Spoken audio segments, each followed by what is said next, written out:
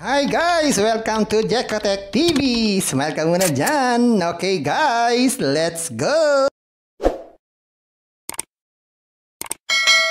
Hello guys! Welcome back again to my channel! Hello guys, nagbabalik tayo sa Eco Capsule dahil ating mga kaibigan ay patuloy na nagme-message sa atin. Magbigay na daw tayo ng update dito sa Eco Capsule. Subukan na daw natin mag-withdraw para malaman daw natin kung paying itong Eco Capsule. Kaya tayo po ay mag-withdraw ngayon para lahat tayo ay ma-update kung paying itong application na to. Pero bago tayo mag-withdraw, baka naman hindi pa kayo friends sa YouTube, please click the subscribe button and also the bell button para naman ma-notify ko kayo kung meron akong bagong video. And also share like sa mga mahilig kumita ng free online at sa mga nandyan na gusto magsuri, pwede rin mag-register, magsuri. Maganda ngayon, marami nagsusuri sa sari-saring application na lumalabas sa ating internet world. Again, ito commercial, hindi rin to promotion, hindi rin to advertisement. Sadya lang sinusuri natin. Nag-update tayo sa mga sari-saring application, platform, games na lumalabas minuminuto sa ating internet world. Kaya mag-withdraw na tayo! So, ayan guys, ito po yung ating account dito sa Eco Capsule. So, ngayon meron tayong balanse na 350.46 na balanse. At meron na po tayong naging total income na 245.60. So, susubukan natin mag-withdraw para masagot ang ating mga katanungan kung paying itong application na to. So, nalagay na po natin yung ating GCash. So, proceed na po tayo sa ating withdrawal. So, click natin itong withdraw. Yan, ang ating balance, 350.53. So, sabi dito sa instruction, the minimum withdrawal amount is 200. Withdrawal time is 9:30 to 5 p.m. So, ang oras ngayon ay 10:04. So, pasok tayo dyan. At sabi dito, you can withdraw money once a day. So, isang beses lang. At the withdrawal tax is 9%. So, babawasan pa pala tayo ng 9% sa ating withdrawin. Yan po yung mga instruction nila. 9% ang ibabawas. At ang sabi, withdrawal will arrive within 1 hour to 12 hours. Okay? So, proceed na tayo. Mag-withdraw na tayo. Yan, lagay po natin dito, 350. Huwag na natin isama yung 0.53. Yan, so click na natin itong withdraw. Sabi dito, successfully applied for withdrawal. Please wait for the administrator to review and make the payment. So, okay natin yan. Yan. So, ito po yung ating withdrawal record. So, nag-withdraw tayo 350 pending. Ang oras ay 10:05. At ang petsa ay May 23, 2024. So, ito nga po, may handling fee na 9%. Kaya ang ating marireceive na lang ay 318.5. Hindi natin alam kung eksakto yan o tatanggalin na yung butal. So, aantayin natin yan. Hindi natin alam kung oras darating, pero sana dumating agad ng maaga para maidugtong natin dito. And guys, dumating na yung ating withdraw dito sa Eco Capsule. So, balikan natin yung ating account. Tapos, punta tayo sa GCash para mabilang natin kung gaano katagal o gaano kabilis na na-receive yung ating withdraw. Let's check it. And guys, ito yung ating withdraw. So, ngayon, nag-withdraw tayo ng 350. Yan, ito yung oras, 10:05 ng May 23, 2024. Pero may handling fee na 9%, kaya binawasan ng 31.5. At ang actual na marireceive natin ay 318.50. So, punta tayo sa GCash para ma-check natin. So, ito po yung transaction history natin sa GCash. So, naka-receive po tayo ng 318 ngayong May 23, 2024, 10:06 a.m. At sa inbox naman po. Sa inbox, ganun din, today, may nag-message sa atin, 10:06 a.m.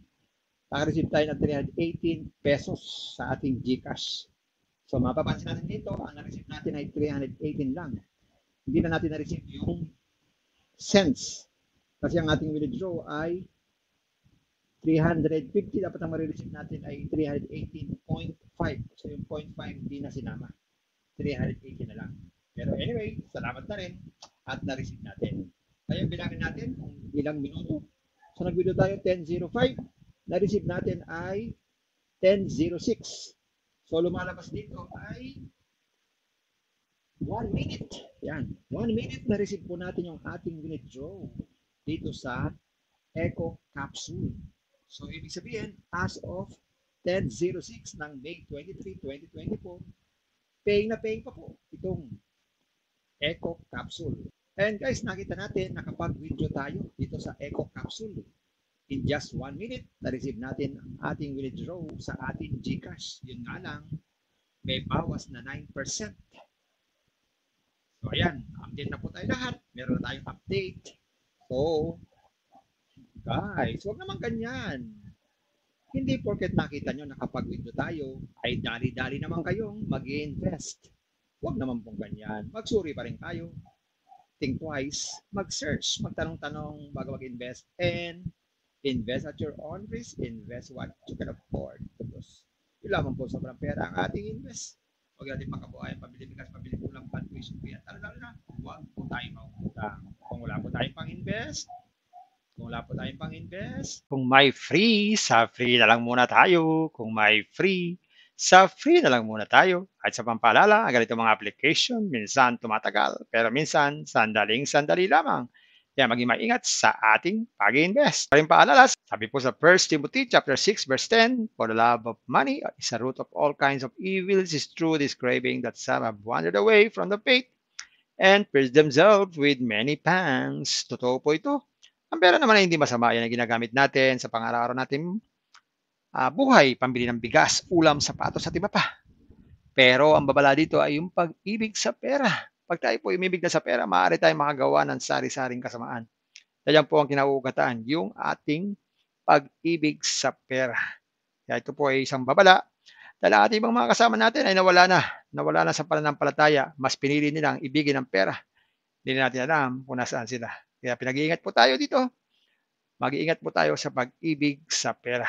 Bye-bye. Ingat lagi sa pag-invest. Bye. At sa mga nandyan na gustong magsuri at gustong kumita ng free online, ito po ang pamamaraan. And guys, ito yung kanilang registration form. Naglalagay lang tayo dito ng ating cellphone number. Tapos itong verification code. Tapos lagay lang ng password.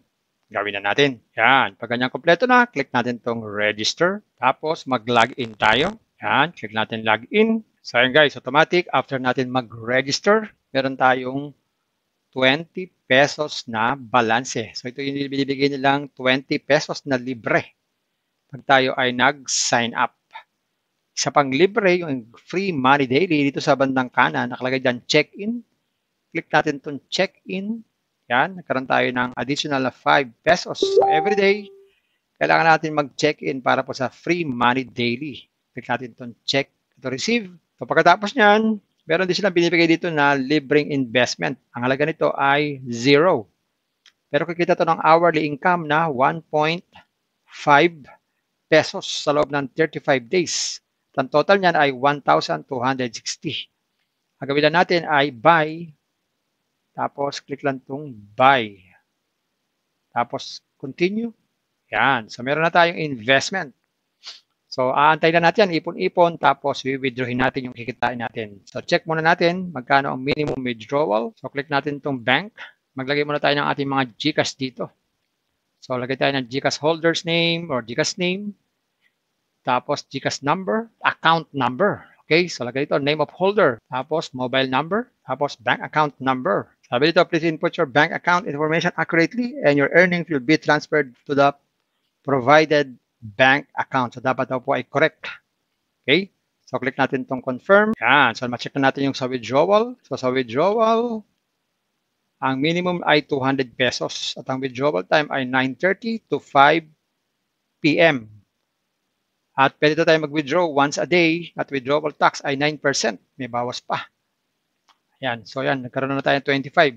Yung ating 20 na sign-up bonus plus yung ating check-in na 5 pesos. So, hindi pa tayo pwede mag-withdraw dahil 200 daw po ang minimum. So, dito may mga investment na inaalok. Merong mini at meron ding large. So, sa mini, ang pinakamaliit ay ito nga 0. Yan. Libre yan. Susunod dyan ay 781 na. Pero ang kita niyan, hourly is 5.2. Sa loob ng 40 days, ang sumunod naman dito ay 2K na. 40 days din, 13.6 naman po ang hourly niyan. Sunod ay 5K, tapos may 10K pa.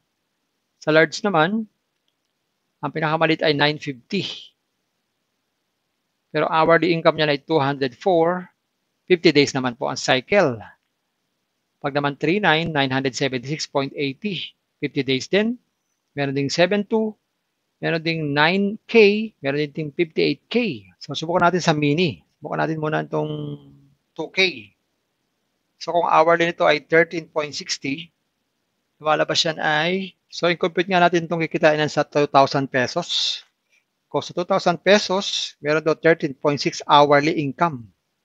Okay, compute natin.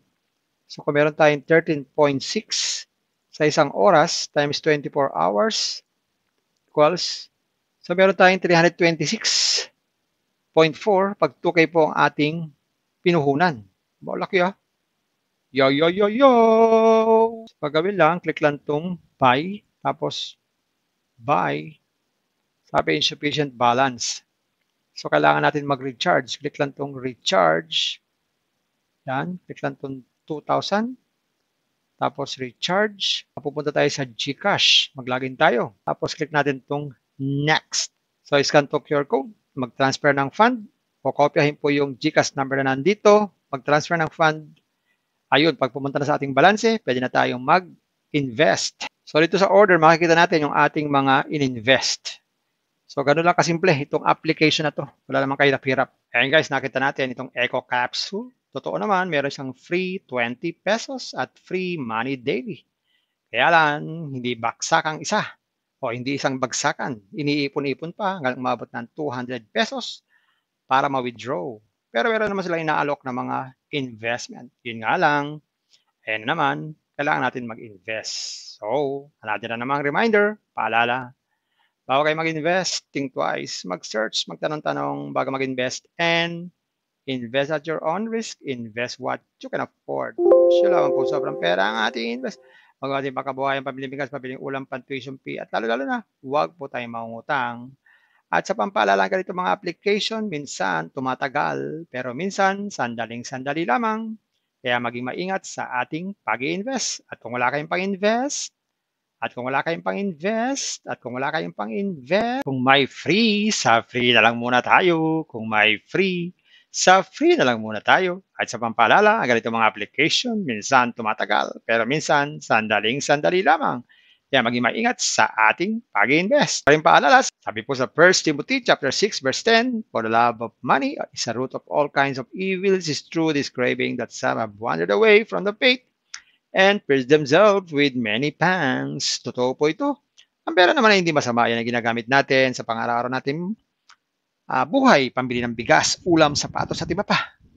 Pero ang babala dito ay yung pag-ibig sa pera. Pag tayo po umibig na sa pera, maaari tayong makagawa ng sari-saring kasamaan. Yan po ang kinauugataan, yung ating pag-ibig sa pera. Kaya ito po ay isang babala. Dahil ating ibang mga kasama natin ay nawala na sa pananampalataya. Mas pinili nilang ibigin ang pera. Hindi natin alam kung nasaan sila. Kaya pinag-iingat po tayo dito. Mag-iingat po tayo sa pag-ibig sa pera. Bye-bye. Ingat lagi sa pag-invest. Bye. Hi guys! Welcome to Jekotech TV! Smile ka muna dyan! Okay guys, let's go!